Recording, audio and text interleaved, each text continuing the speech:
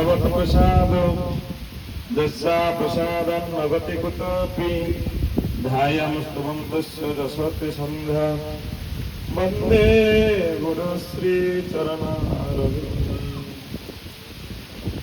श्री कृष्ण चैतन्य प्रभु नित्यानंद श्री अद्वैत गदाधर शिवसदि गौरभक्तवृन्द।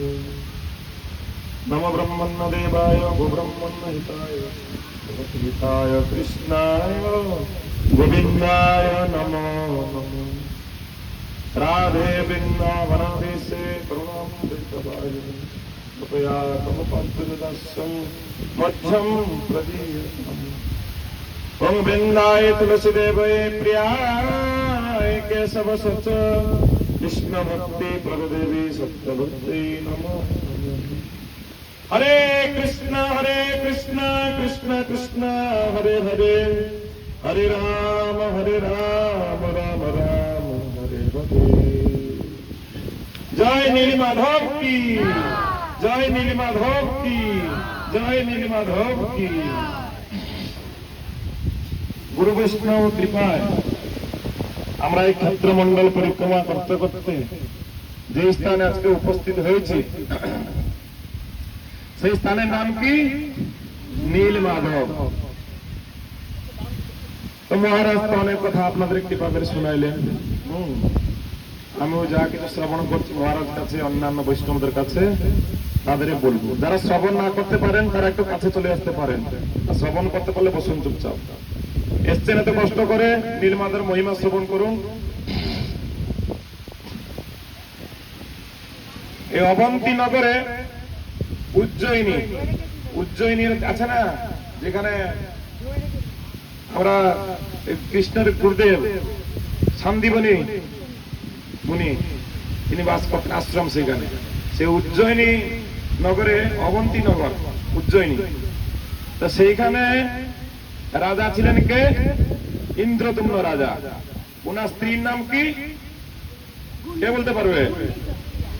ওনার স্ত্রীর নাম কি? ওনার স্ত্রীর নাম হচ্ছে গুন্ডিচা। গুন্ডিচা বাড়ি যাওনি? ওখানে গুন্ডিচা দেবী ঘর ছিল ওইটাই। তো এই ইন্দ্রদুম্ন রাজা বহু ঐশ্বর্য ছিল, সবকিছু বিরাজমান ছিল, ধন সম্পদ ঐশ্বর্য, কিছু অভাব ছিল না তার। হলে একটি অভাব ছিল, তার কি? পুত্র সন্তান ছিল না, তারপর সন্তানাদি ছিল না। কিন্তু তিনি জগন্নাথকে, ভগবান শ্রীকৃষ্ণকে তিনি পুত্র রূপে তিনি সেবা করতেন। দুজনেই স্বামী স্ত্রী খুব ভক্ত। জগন্নাথ বা এই ভগবান রাধা গোবিন্দ খুব ভক্ত ছিলেন, কিন্তু সন্তান ছিল না, ঠিকই দুঃখ ছিল এদিকে, কিন্তু এদিকে জগন্নাথকে আবার কৃষ্ণকে পুত্র রূপে মেনে সেবা করতেন। একসময় তিনি চিন্তা করলে আমার সব আছে, কিন্তু আমি জীবনে ভগবানের জন্য আমি কিছু করতে পারলাম না, ভগবানের জন্য কিছু করতে পারলাম না। মনে তার এই দুঃখটাই ছিল। এই দুঃখে চিন্তা করতে করতে এক সময়ে ভগবান শ্রীকৃষ্ণ তাকে স্বপ্নাদেশ করছেন, তো কেন এত মনোদুঃখ করছি? আমার জন্য তো কিছু করতে পারলি না, আমার সেবা করতে পারলি না, ভালোভাবে জগতে কিছু আমার নাম গুণগান প্রচার করতে পারলি না, এইটা তো মনোদুঃখ। দেখ তোর দেশে আমি আছি, কিন্তু আমি এইখানেই বিরাজমান আছি। স্বপ্নাদেশ করছেন। ভগবান পীতাম্বর ধারণ করে এসছেন, সুন্দর শ্রীকৃষ্ণ পুচ্ছ ময়ূর এবং গলে বৈজয়ন্তী মালা ধারণ করে সুন্দর শ্যাম রূপ ধারণ করে স্বপ্নাদেশ করছেন। আমি কিন্তু তোমার দেশে আছি, তুমি আমাকে দেখতে পাচ্ছ না, খুঁজে বের করো, আমি ঠিক তোমার দেশে আছি, তোমার সেবার জন্য প্রতীক্ষা করে রয়েছি। আমি এইখানে তোমার কাছে আছি, তোমার দেশে। তুমি চেষ্টা করলে আমাকে পাবে, তুমি চেষ্টা করো। স্বপ্নাদেশ করলেন। সঙ্গে সঙ্গে ইন্দ্রদুম্ন রাজা, তার অনেক সৈনিক ছিল, তো চতুর্দিকে অনেক উত্তর দিকে পাঠিয়ে দিলেন, দক্ষিণের দিকে পাঠিয়ে দিলেন, পশ্চিমের দিকে পাঠিয়ে দিলেন। পাঠার পরে সবাই সৈনিকদের পাঠিয়ে দিলেন। পাঠিয়ে দেওয়ার সবাই খুঁজে খুঁজে খুঁজে খুঁজে খুঁজে খুঁজে ক্লান্ত হয়ে চলে গেল। 4-5 মাস চলে গেল, এরকম কেউ খুঁজে আর পাচ্ছে না। লাস্টে বিদ্যাপতি তার মন্ত্রী ছিল, সবাই নিরাশ, কেউ পাচ্ছে না। মনোদুঃখ রাজা বলছে এত কষ্ট করে সৈনিক এতে পাঠালাম কেউ পাচ্ছে না খুঁজে, কোথায় সেই আমার স্বপ্নে যে বিগ্রহ দর্শন করেছিলাম শ্রীকৃষ্ণ যে কথা দিয়েছেন, কোথায় সে বিগ্রহ? লাস্ট তার মন্ত্রী তো চালাক হয় না, মন্ত্রীকে পাঠালেন। মন্ত্রীর নাম কি ছিল? হরে কৃষ্ণ। কেউ শুনছে না, মনটা একটু দাও এদিকে। মন্ত্রীর নাম কি ছিল? বিদ্যাপতি। তো এই বিদ্যাপতি তাকে পাঠাইলেন। বিদ্যাপতি খুঁজতে খুঁজতে খুঁজতে খুঁজতে, এইটা কি পূর্ব দিক, ভারতের এটা কি পূর্ব দিক, এই দিকে এসেছিলেন। এইদিকে আসতে খুঁজে খুঁজে খুঁজে খুঁজে খুঁজে খুঁজে দেখলেন ক্লান্ত হয়ে গেছে, এখন তিনি রাত্রি হয়ে গেছে, একটু বিশ্রাম করবে। তো বিশ্রাম করে গ্রামের দিকে এসে কিছু লোকেকে জিজ্ঞাসা করছেন, এখানে কি থাকার ব্যবস্থা হবে? বলছে হ্যাঁ হবে, এখানে একজন খুব ভক্ত আছে, যারা ভক্ত আছে, দর্শন তীর্থযাত্রী আছে, তার বাড়িতে থাকে, সেবার ব্যবস্থা উনি ভালো করে, তুমি যাও তার বাড়িতে যাও। তখন সেই সবর জাতির তিনি ছিলেন, তার কাছে এসে বিশ্বাবসু, নাম কি? বিশ্বাবসু তার নাম। তার বাড়িতে এসে তোমার ঠক ঠক ঠক ঠক ঠক ঠক করলেন। বাবা তো গিয়েছে মন্দিরে পুজো করতে, কন্যা তার একটা ছিল, কন্যার নাম কি? ললিতা। মনে রাখবে এই জিনিসগুলো, কন্যার নাম ছিল ললিতা।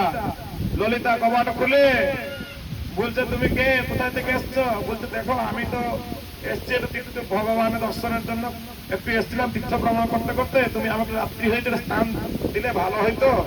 বলছে দেখো আমার বাবা তো গিয়েছে, আর কিন্তু অপেক্ষা করে বাবা আসুক। আর বাবাও মন্দির পুজো টুজো করে এসছে, এসে দেখতে বাবার অঙ্গ থেকে চন্দন গন্ধ, গায়ে থেকে এবার বেরোচ্ছে, ভগবান পুজো করে এসছে। আর এইদিকে বিদ্যাপতি তো বাবা এতে গন্ধ ইয়ার অঙ্গ থেকে বেরছে, জাতিতে তো ছোট সবর জাতি, আবার অঙ্গ থেকে বেরছে কি চন্দনের গন্ধ। তিনি চিন্তা করলেন যাও এখানে, কোথায় তোমার ললিতাকে যেত, বাবা কোথায় গেছিল? বাবা পুজো করতে যান। বলে আচ্ছা হইতে পারে।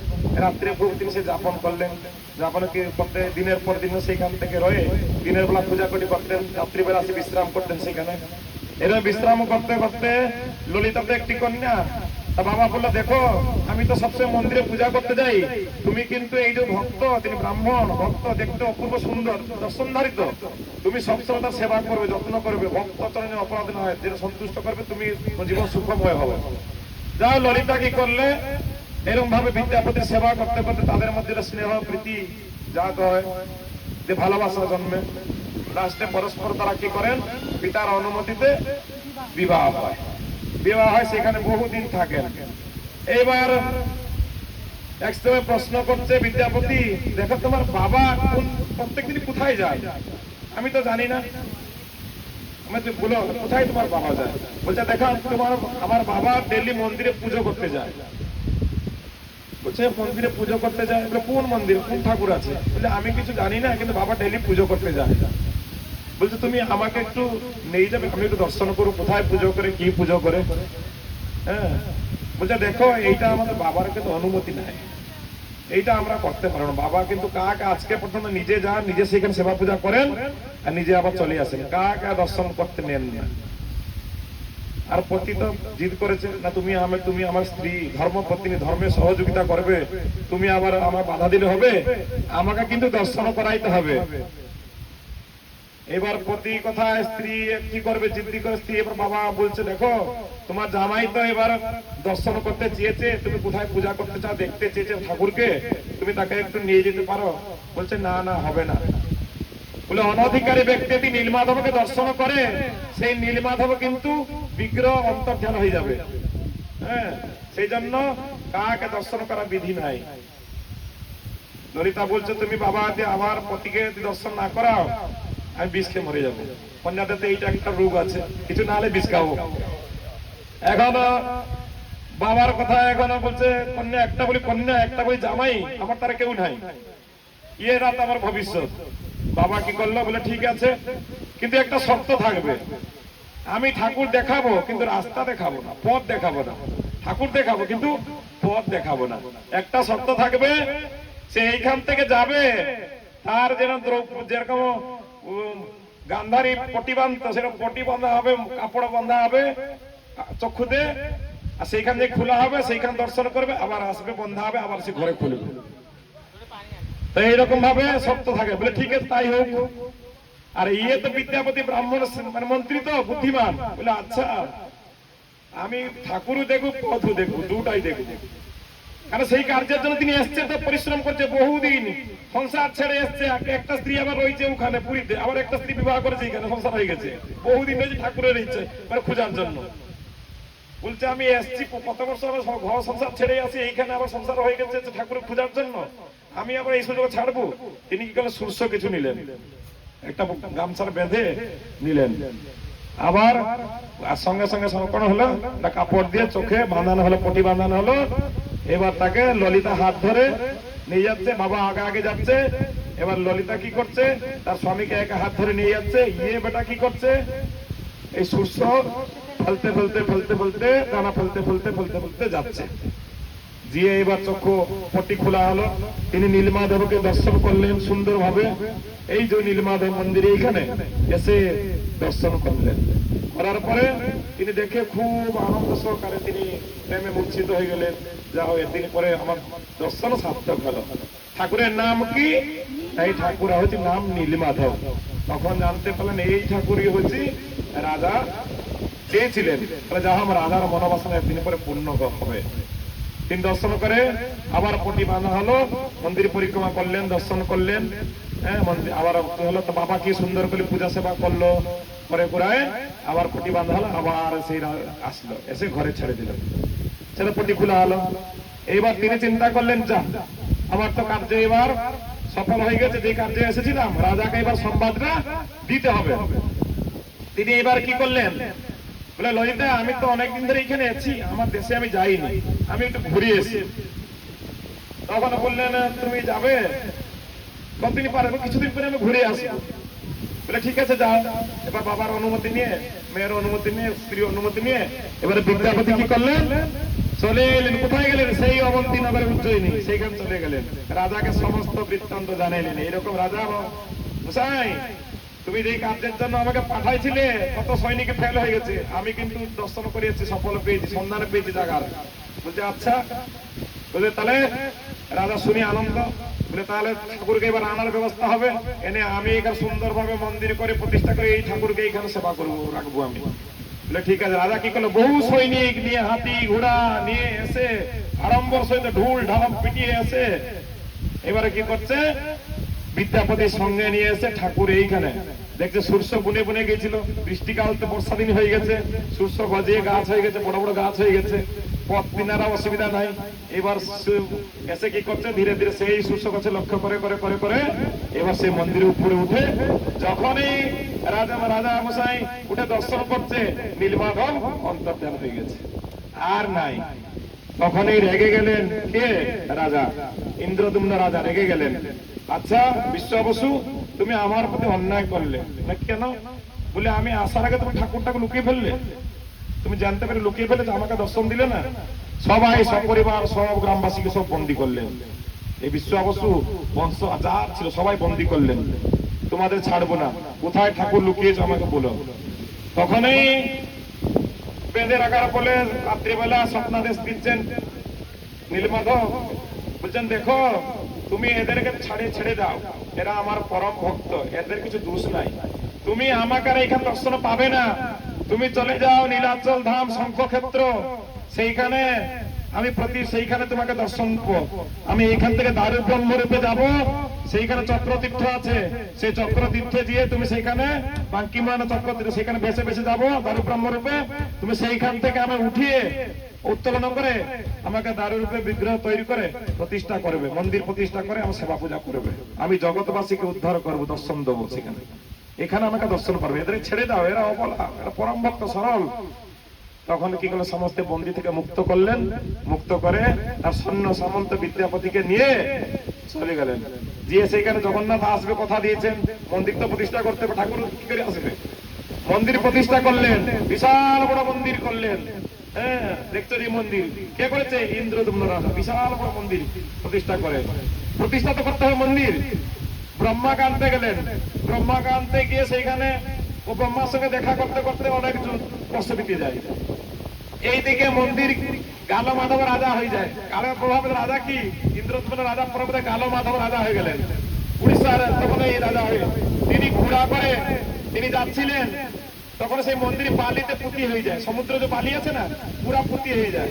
তখন এই কালো মাধব তিনি কি করে ঘোড়া করে চলে চলে যাচ্ছে, ঘোড়ার যে খুঁড়টা আছে না ওই খুঁড়টা মন্দিরে চূড়াতে লেগে যায়, চক্র আছে কলসি আছে বলে লেগে যায়, ঘোড়াটা পড়ে যায়। তখন দেখতে বাবা এখানে ঘোড়াটা পড়ে গেল, কারণটা কি দেখতে চক্র আছে, খুলতে খুলতে দেখতে বিশাল বড় মন্দির। কালো মাধব এবার চিৎকার করতে লাগলো, মন্দিরে আমার মন্দির, এটা আমি প্রতিষ্ঠা করছি, আমি তৈরি করেছি। আসিয়া তো সত্যের জায়গায় ব্রহ্মার কাছে উঠেছে। এবার ব্রহ্মাকে নিমন্ত্রণ করে আস্তে আস্তে এইদিকে কালো মাধব বলছে, ইন্দ্রদম্ন বলছে ব্রহ্মাকে নিয়ে আসছে তো, বলছে প্রতিষ্ঠা করবো। বলছে কে তুমি কে? এটা আমার মন্দির, তুমি প্রতিষ্ঠা করো। তুমি এখানে কোথায় ব্রহ্মা? আমি চিনি না, এটা আমার মন্দির, আমি প্রতিষ্ঠা করবো। আমি কাকে দিয়ে প্রতিষ্ঠা করে, আমারও দায়িত্ব এটা। তখন ইন্দ্রদম্ন সংকোচে পড়ে কি করা যাবে, মন্দিরে আমি করলাম, এরা বলছে এখন আমার মন্দির।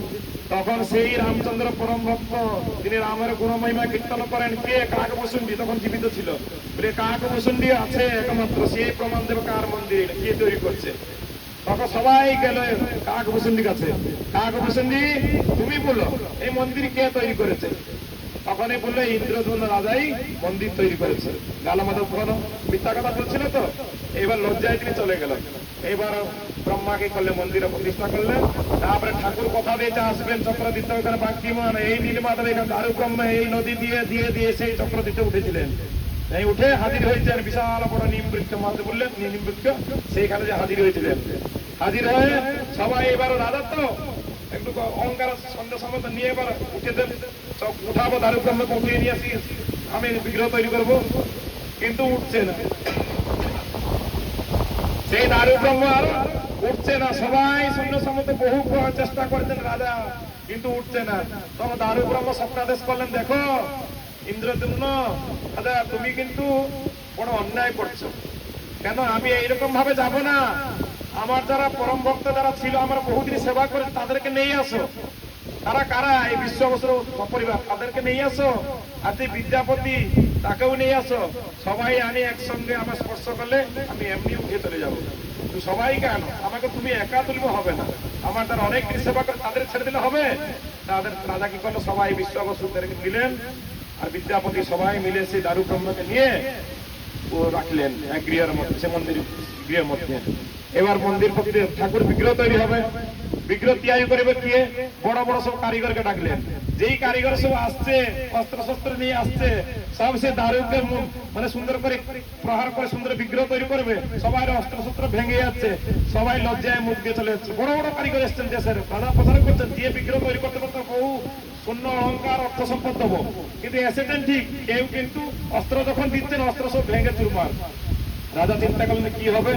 একজন বৃদ্ধ স্বয়ং ভগবানই বৃদ্ধ রূপ ধারণ করে এসে বলছেন আমি তৈরি করবো। বলছে আচ্ছা তুমি তৈরি করো। অত বড় বড় কারিগর চলে গেল, তারা পারলে তুমি এটা বৃদ্ধ, তোমার গায়ে বল নাই শক্তি নেই, তুমি বলছো পারবে? বলে হ্যাঁ আমি পারবো।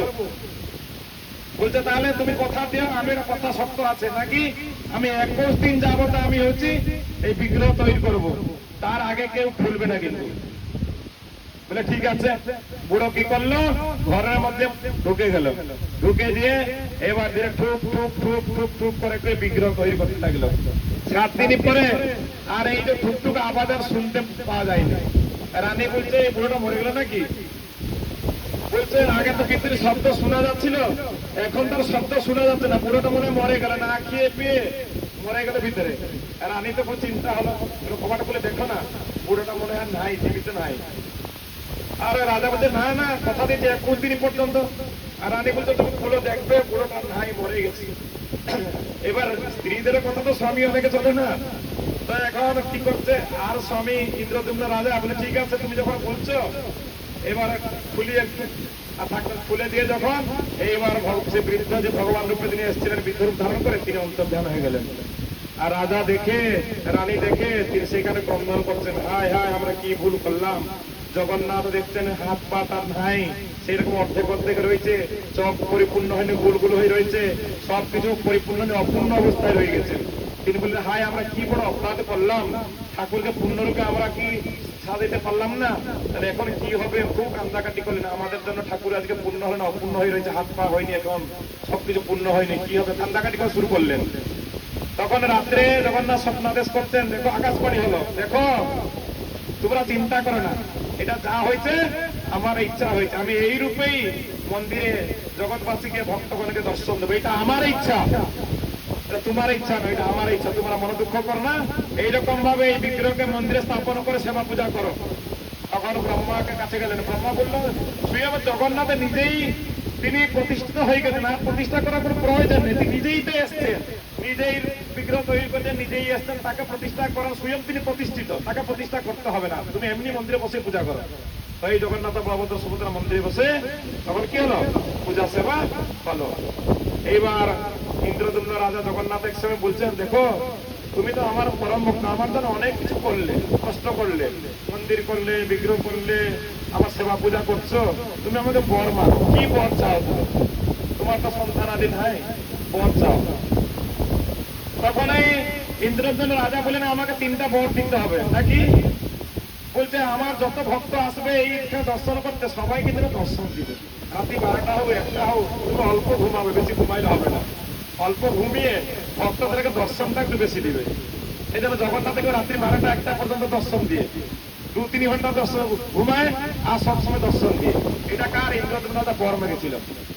বলছে আর একটা বর আমাকে দাও, তুমি যেন কখনো খালি হাতে থাকবে না, তুমি সবসময় 56 ভোগ বিভিন্ন রকম, কখনো মালপা, কখনো অন্ন, কখনো খিচুড়ি, লাড্ডু, সবসময় যেন খেয়ে থাকবে এখানে, এরকম ভাবে আপনি কৃপা করে সেরকম ব্যবস্থা সব হবে। তখন এই জগন্নাথ বলছেন, তাহলে তুমি তো তোমার জন্য কিছু মাগলে না, এটা আমার জন্য, জগৎবাসীর জন্য, তোমার জন্য কিছু মাগো। বলছে আমার জন্য এইটা মাগতে আমার বংশে কেউ না থাকে, সব মরে যায়, আমার যারা ভাই বন্ধু কুটুম্ব আছে না, এরা যেন কেউ না তাদের বেঁচে থাকবে, তাহলে বলবে আমার মন্দির, হ্যাঁ এই আমার খানা করে গেছে, আমার পুকুর করে গেছে, হ্যাঁ এইসব করবে, আর মন্দিরে তো অর্থ সম্পদ নিজেরা ভাগ করবে, অহংকারী হয়ে যাবে, গর্ব হয়ে যাবে, সেই জন্য এদের রাখলে হবে না। এই মন্দির কার? এটা নিজস্ব সম্পত্তি হবে না, এই মন্দির জগৎবাসী সবাই আসবে, সমস্ত সবাই দর্শন করবে, সেই জন্য আমরা বংশের যারা আছে সব ভাই বন্ধু সবাই যেন ধ্বংস হয়ে যায়, সবাই যেন চলে যায়। তখন থেকে অর্থনালা দেখে এলাম না, অর্থনালা দেখে এলাম না, ওইখানে সবাই জগন্নাথ থেকে সবাই কি হয়েছিল, রক্ত মরার পর রক্ত ধরা সেই অর্থটি নালা দিয়ে সব ফুটেছিল। তো যা হোক এরকম ভাবে প্রবাদ রয়েছে। তো এই যে মহারাজা বললেন জগন্নাথ যে এই যে রূপ, হাত পা নাই, অনেকে বলে জগন্নাথের হাত পা নাই, হ্যাঁ ভালো করে চোখ নাই, এবার এটা কি রূপ? এটা সুন্দরভাবে মানুষের হাত পা থাকবে, চোখ থাকবে, তবে তো পূর্ণ, এই অপূর্ণ অবস্থা কেন? এটা বাস্তব পক্ষে দ্বাপর যুগের লীলা। মহারাজ এই কথা বললেন, দ্বাপর যুগের নারদ এক সময় এসেছিলেন, বলে নারদ চিন্তা করলেন জগতের শ্রেষ্ঠ ভক্তকে তিনি পরীক্ষা করতে এসছে, ব্রহ্মার কাছে গেলেন, ব্রহ্মা তুমি বড় শ্রেষ্ঠ ভক্ত, কারণ তোমাকে ভগবান সৃষ্টির দায়িত্ব দিয়েছে, তোমাকে অনেক জগতের পিতা বলে মনে করে, তুমি পরম বৈষ্ণব, তুমি হচ্ছে সৃষ্টিকর্তা, তুমি হচ্ছে মনে হয় ভগবানের পরম ভক্ত, ভগবান তো সৃষ্টির দায়িত্ব দিয়েছেন। বলে না না আমি ভক্ত নেই, বৈষ্ণবানাম যথাসম্ভু, আমার থেকে বড় ভক্ত শিব ঠাকুর, হ্যাঁ তার স্ত্রী বৈষ্ণবী, পরম বৈষ্ণবী, তাদের কাছে যাও। শিব ঠাকুর বলছে নারদ মুনি হাজির, তুমি বড় ভক্ত। বলছে না না আমি বড় ভক্ত না, আমার থেকে আর বড় ভক্ত আছে পঞ্চু পাণ্ডব। তারা পঞ্চু পাণ্ডব কি করছেন, ভগবানের কাছে পেয়েছেন, ভগবান আপদ বিপদে যখন ডেকেছেন তারা পেয়েছেন। আমি সেরকম ভগবান আমাকে সবসময় দেখা দিয়ে কি তারা সবসময় কি করেছে, পঞ্চু পাণ্ডব কাছে ভগবান ছিলেন, সেই জন্য পঞ্চু পাণ্ডব শ্রেষ্ঠ। পঞ্চু পাণ্ডব কাছে গেলেন নারদ মুনি, বলে না না আমরা শ্রেষ্ঠ নয়, আমাদের থেকে এই যে মহিষীগণ 16,108 পাটরানী যারা ভগবানকে প্রতিরূপে পেয়েছেন, হ্যাঁ সব সময় অহর দিন রাত্রি সেবা করছেন, চরণ সেবা করছেন, তারা সব থেকে বড় শ্রেষ্ঠ। নারদ মুনি তাদের কাছে চলে গেলেন, তোমরা বড় শ্রেষ্ঠ, রুক্মিণী সত্যভামা তোমরা কত ভাগ্য, অভাগ্য তোমরা না, কেন তোমরা হচ্ছি সেই ভগবানকে প্রতিরূপে পেয়ে সকাল থেকে রাত্রি ভগবানের মুখটাকে তাকিয়ে থাকো, ভগবান চরণ সেবা করো, অঙ্গমার্জন করো, কত ভাগ্য তোমাদের। বলছে না না সত্যি বলছো, ঠিক দেখছো, দেখতে মনে হয়, কিন্তু ভগবান শরীরটা এখানে আছে কিন্তু মনটা এইখানে নাই। মনটা কোথায় আছে? বলছো ব্রজভূমি, সেই বৃন্দাবনে আছে। বলছে সঙ্গে যখন জানো নারদ মুনি এই যে রুক্মিণী সত্যভামা বলছে, নারদ মুনি জানো আমাদের কাছে যখন কৃষ্ণ শুয়ে থাকে রাত্রিবেলা, হ্যাঁ আমার ওড়নাটা ধরে টানে, বলে হে রাধে তুমি কোথায় আছো? এই ক্রন্দন করতে করতে বালিশ ভিজে যায়। হে যশোদা তুমি কোথায় আছো? হে নন্দ বাবা তুমি কোথায়? হে শ্রীরাম, হে সুবল, হে শ্যামলী, হে ধবলী, রাত্রিবেলা চিৎকার করতে করতে করতে করতে বালিশ ভিজে যায়। এরকম ভাবে কে বলছেন? এই রুক্মিণী সত্যভামা বলছেন আমাদের কাছে কিছু নাই, শরীরটা পড়েছে, মন কিন্তু সেই গোপীদের কাছে, নন্দ বাবা গোপীনাথের কাছে, ব্রজবী সখাদের কাছে, গাভীগণ শ্যামলী ধবলী তাদের কাছে আছে। তখনই তাহলে কি করতে হবে বলছেন? তাহলে শ্রেষ্ঠ ভক্ত কারা? তুমি গোপীদের কাছে যাও। বলছে গোপীদের কাছে যাবো, তাহলে গোপীদের মহিমা তুমি শুনতে চাও, তাহলে তুমি কার কাছে যেতে হবে? তাই রুক্মিণী রোহিণী মাতা আছে, এই রোহিণী মাতার কাছে গেলে তাহলে তুমি কি করবে? নাই শুনতে পারবে গোপীরা কি করে তার মনে ওই গোবিন্দকে বশীভূত করেছে। আমরা কিন্তু বশীভূত করতে, আমরা রূপে সুন্দর, গুণেও সুন্দর, এই গোপীগণ বেশি পড়াশোনা জানে না, বেশি অলঙ্কার ধারণ করে না, বেশি দামি শাড়িও পরে না। হ্যাঁ, আর আমরা অলঙ্কার ধারণ করছি, দামি শাড়ি পরছি, সব কিছু সুন্দরভাবে সাজেই রয়েছি, ভগবান অহর সেবা করছি, কিন্তু গোবিন্দের মনটাকে আমরা যেতে পারলাম না। কিন্তু গোপীগণ তারা বেশি সাজগুজু হয় না, বেশি পড়াশোনা জানে না, কিন্তু তারা ভগবান গোবিন্দকে মনকে দিয়ে গেছে। সেজন্য আমাদের কাছে থাকে ঠিক, কিন্তু গোবিন্দ তাদের চিন্তা সবসময় করার চিন্তন করে। তখন এই বলছে রোহিণী মাতা কাছে গেলেন সবাই মিলে, তাহলে রোহিণী মাতাকে জানবো ব্রজগোপীদের মহিমা কিরকম, হ্যাঁ ব্রজবাসীদের মহিমা কিরকম। সমস্ত সবাই কি করলেন? না এই ব্রজগোপীদের মহিমা শ্রবণ করতে গেলে অনধিকের ব্যক্তি আসলে হবে না। একটা ঘরের মধ্যে নারদ মুনি আছেন, সেখানে অন্য কিছু ভক্তগণ আছেন, দরজায় পাহারা দেবেন সুভদ্রা দেবী। কে পাহারা দিবেন? সুভদ্রা দেবী দরজায় পাহারা দিবেন।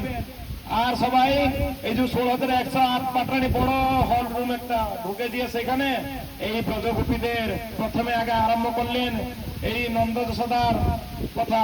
মাতা পিতা, তার পিতা কতই কৃষ্ণকে তাকে শাসন করতেন, মাখন খাওয়াইতেন, কত সুন্দর লালন পালন করতেন, তাদের কথা মহিমা আলোচনা হলো। তারপর সখাদের মহিমা গুণগান, সুবল আদি সখাদের মহিমা গুণগান করলেন। তারপরে লাস্টে যখন ব্রজগোপীদের মহিমা শ্রবণ করাচ্ছিলেন, তখন এই কৃষ্ণ বলরাম তখনও সুধর্মা সভায় ছিলেন। তখন দ্বারিকায় তিনি কি করছিলেন? সেখানে সভা করছিলেন। সেই সভা থেকে আর থাকতে পারলেন না, ভগবান গুণগান কীর্তন যেখানে সেখানে তো চলে আসেন। কৃষ্ণ বলরাম সঙ্গে সঙ্গে থাকতে পারেনি, সুধর্মা সভা থেকে দৌড়ে এসে সেখানে সুভদ্রা দেবী দরজা বলে খুলে আমরা ভিতরে যাব। হ্যাঁ, সুভদ্রা বলছে না এখানে প্রবেশ নাই, এখানে দাঁড়িয়ে থাকা, এখানে বসো। আর সেখানে রোহিণী মাতা ব্রজগোপীদের মহিমা গুণগানে কীর্তন করছেন, এই দিয়ে কৃষ্ণ বলরাম জানলার দিকে কান দিয়ে শুনছেন। হ্যাঁ, সেই গোপীদের মহিমা। আর এই গোপীদের মহিমা শ্রবণ করতে করতে করতে করতে কৃষ্ণ বলরাম চক্ষু থেকে অশ্রুধারা নির্গত হচ্ছে। কানতে কানতে কানতে কানতে চক্ষুগুলা ফুলে গেছে, আঁখগুলা ফুলে গেছে, অঙ্গগুলা শিথিল হয়ে গেছে, ধীরে ধীরে শরীরটা সংকুচিত হয়ে গেছে। তখনই নারদ মুনি এসে হাজির করেন, প্রভু তোমার এই যে অপূর্ব রূপটি দর্শন করছি, এই রূপটা যেন কলিযুগে ভক্তগণকে দর্শন দিবে। তখনই ভগবান বলে তোমার কথা রাখবো আমি, কথা আসতো। সেই জন্য জগন্নাথ এই নারদ মুনির কথাকে রক্ষা করার জন্য সেই যে ভাবেতে প্রেমেতে বিগলিত যে কৃষ্ণ বলরাম সুভদ্রা তিনজন যে গোপীগণের যে মহিমা শ্রবণ করতে করতে যে সংকুচিত হয়ে গেছে, কানতে কানতে চক্ষু আঁকি মুখ ফুলে গেছে, সেই বিগ্রহ হয়েছে এই জগন্নাথ বলভদ্র সুভদ্রা, যার মধ্যে হাত পা নাই সব সেই বিগ্রহ। কিসের অবস্থা? পূর্ণ বিগ্রহ। তিনি প্রেমের এই গোপীদের মহিমা শ্রবণ করতে করতে করতে তিনি কি হয়েছেন? তিনি ধীরে ধীরে সংকুচিত, এই মহাদেব কচ্ছপ রূপ ধারণ করছিলেন, সংকুচিত পুরো একবার চোখমুখ ফুলে গেছে, কানতে কানতে চোখমুখ ফুলে গেছে এই গোপীদের মহিমা শ্রবণ। এতে ভালোবাসা চিন্তা করা। এজন্য ভগবান ভালোবাসা দিয়ে ভগবানকে পাওয়া যায়।